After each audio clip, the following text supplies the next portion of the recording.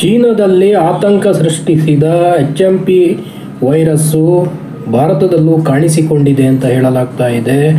ಸುಮಾರು 5 ಕೇಸುಗಳು ಕಾಣಿಸಿಕೊಂಡಿವೆ. ಅದರಲ್ಲಿ 3 ಕೇಸುಗಳು ಬೆಂಗಳೂರಲ್ಲಿ ಅಂತ ಹೇಳಲಾಗ್ತಾ ಇದೆ. ಈ HMP ಸೋಂಕಿನಿಂದ ಯಾವುದೇ ತೊಂದರೆ ಇಲ್ಲ, 3-4 ದಿನದಲ್ಲಿ ಕ್ಲಿಯರ್ ಆಗುತ್ತೆ ಅಂತ ಹೇಳ್ತಾರೆ ವೈದ್ಯರು. ಭಯಪಡುವ ವಿಷಯ ಏನಿಲ್ಲ, ಇದು ವಾಸಿಯಾಗುತ್ತೆ ಅಂತ ಹೇಳ್ತಾ ಇದ್ದಾರೆ.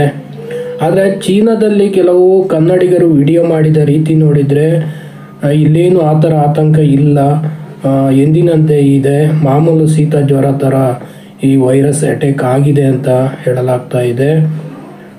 ಆದರೆ ಕೆಲವೊಂದು ಪ್ರಕರಣದಲ್ಲಿ ಭಾರತದಲ್ಲಿ ಇಲ್ಲ ಅಂತಲೂ ಹೇಳ್ತಾ ಇದೆ. ಟೋಟಲ್ 5 ಪ್ರಕರಣ ಆಗಿದೆ ಅಂತ ಬಲ್ಲ ಮೂಲಗಳು ಹೇಳ್ತಿವೆ. ಉಳಿದಂತೆ ವಿಷಯ ನೋಡಬೇಕಷ್ಟೇ. ಈ ವೈರಸ್ಸು ಮಕ್ಕಳಲ್ಲಿ ಜಾಸ್ತಿ ಕಾಣಿಸಿಕೊಳ್ಳುತ್ತದೆ. ಈಗ ಪ್ರಕರಣ ಕೂಡ ಮಕ್ಕಳಿಂದಲೇ ಬಂದಿದೆ. ಹಾಗಾಗಿ ಮಕ್ಕಳ ಬಗ್ಗೆ ಜಾಗೃತೆಯಾಗಿರಿ, ದೊಡ್ಡವರು ಕೂಡ ಜಾಗೃತೆಯಾಗಿರಿ, ಹೆಚ್ಚೆಚ್ಚು ನೀರು ಕುಡಿಯಿರಿ. ಆಮೇಲೆ ಸಣ್ಣ ಪುಟ್ಟ ಸಮಸ್ಯೆ ಆದ ಕೂಡಲೇ ಡಾಕ್ಟ್ರನ್ನ ಕಾಣೋದು ಮರಿಬೇಡಿ, ಟೆಸ್ಟ್ ಮಾಡಿಸೋದನ್ನು ಮರಿಬೇಡಿ, ಆತಂಕದಲ್ಲಿ ಇರೋಕ್ಕೆ ನೋಡಬೇಡಿ.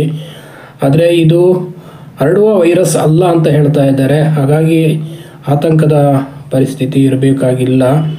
ಎಲ್ಲ ಮುನ್ನೆಚ್ಚರಿಕೆಯನ್ನು ಸರ್ಕಾರ ಈಗಾಗಲೇ ಕೈಗೊಳ್ತಾ ಇದೆ. ಅದರ ಜೊತೆ ಜನಗಳು ಕೂಡ ಈ ಮುನ್ನೆಚ್ಚರಿಕೆಯನ್ನು ಪಾಲಿಸಬೇಕು ಅಂತ ಹೇಳ್ತಾ ಇದ್ದಾರೆ.